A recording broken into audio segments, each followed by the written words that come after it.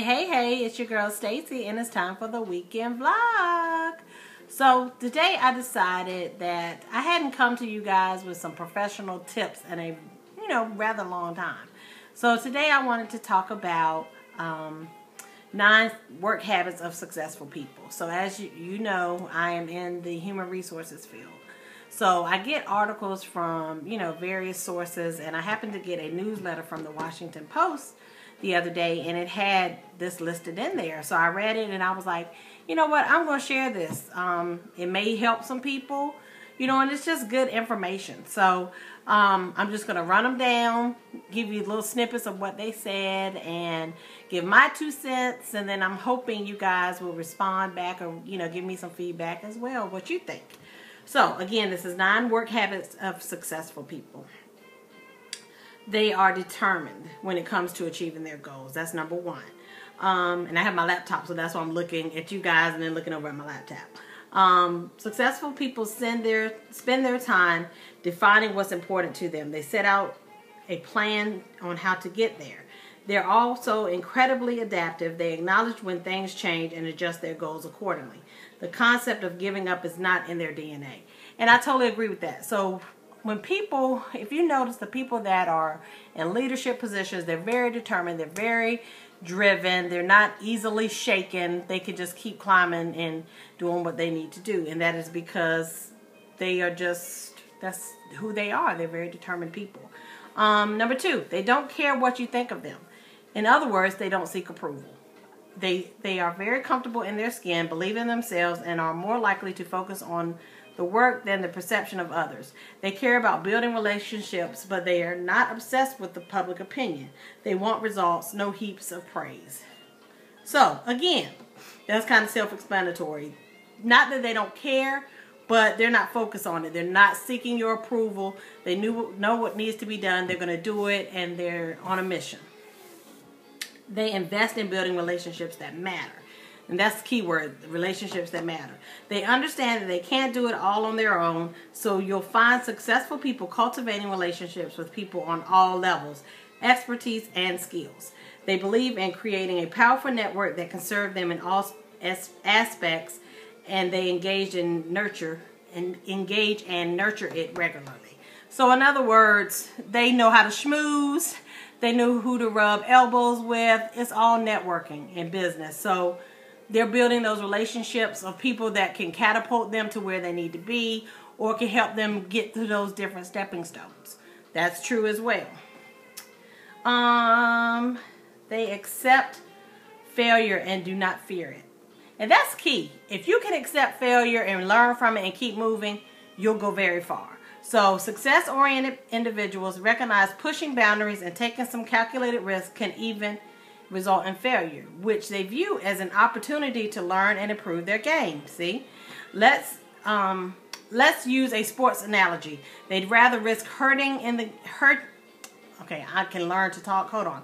They'd rather risk getting hurt in the game than stand on the sidelines. So put me out there. Let me try. If I fall or, mess up, I'll get up, dust myself off, and I'm going to keep going. They'd rather just be in it than be on the sidelines, okay?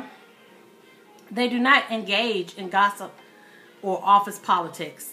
And, I mean, I can speak volumes on this and say a lot about that. And not just successful people, smart people don't get involved in office politics and gossip. HR people don't get involved in office gossip and politics. They know gossip is a downward spiral of negativity, and they actively avoid it. They keep their finger in the pulse of the company culture, but they never engage in information trading. They understand the power of information and their image. So, again, people in leadership, people that are successful in their careers, they don't hang out at the water coolers.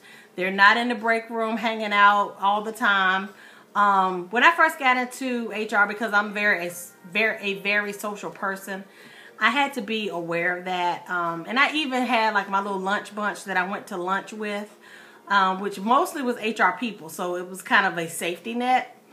But in other places, I had to be very careful on our conversation that I didn't say anything that could be taken a different way, or that even will make people think that I might be sharing stuff with, that group of people that I'm not sharing with them. It's just sticky. So you stay away from office gossip, office politics, etc. Especially if you want to move forward. Okay? What else? They take responsibility. As actively as they accept accolades, they do not shy away from taking the hit when things go wrong.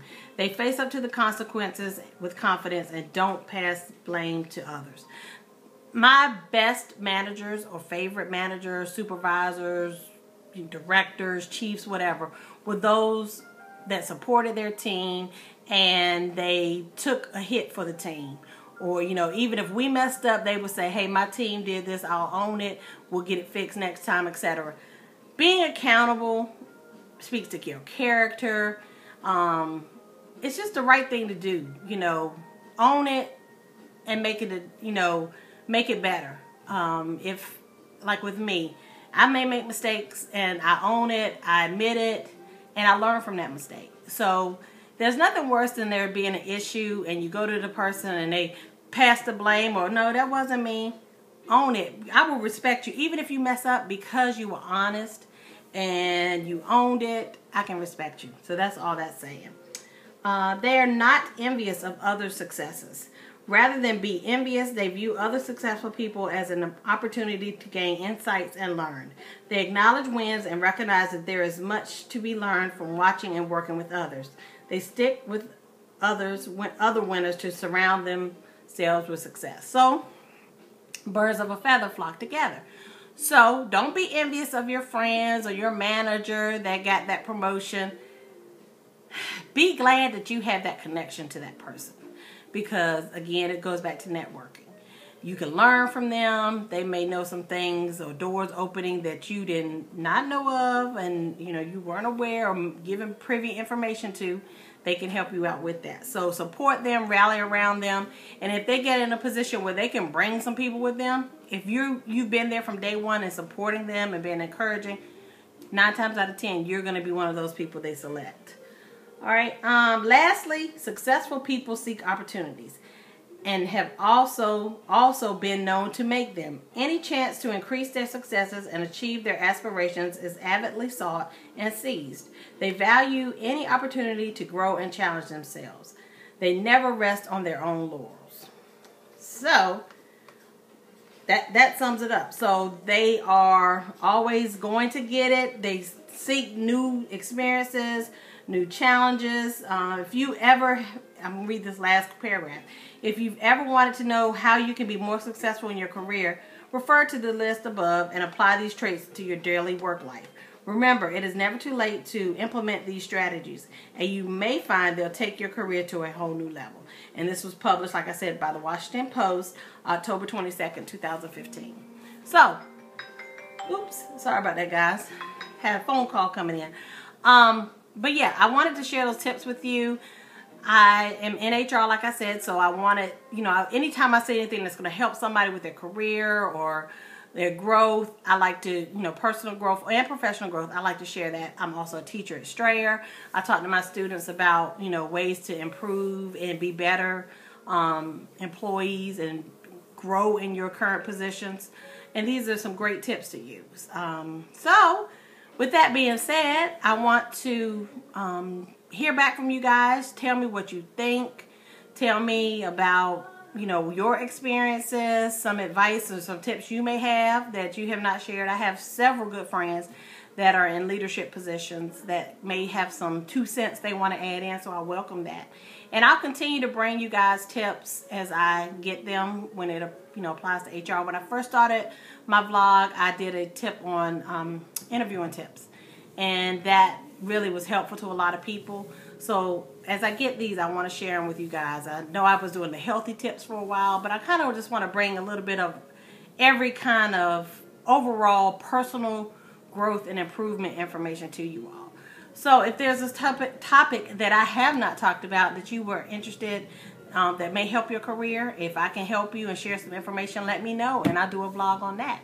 Okay? As far as me for Saturday, it's rainy and ugly here. I've been running around this morning doing some things. The boyfriend's birthday is tomorrow, so I had to go get some things for him and do some things for him. I surprised him at his job today with balloons, so I think he liked that. Then I'm meeting some friends tonight for dinner and just being kind of low-key. Got midterms for Strayer that my students have been dying to know what their grade is, so I got to get that done. And I think that's about it. And I will check in with you all. Again, please follow me on Periscope. I'm on Periscope now. I'm on Instagram, Facebook. Again, I'm trying to up my social media game, so I really need your support. I really need you to subscribe to my channel, like my pages, etc. Like I said, I want to keep bringing you guys great tips, and I need your feedback and I need your interest to do so. So, thanks a lot. God bless. In the words of Russell Simmons, God bless. Good night. All right, happy Saturday, y'all. Holla.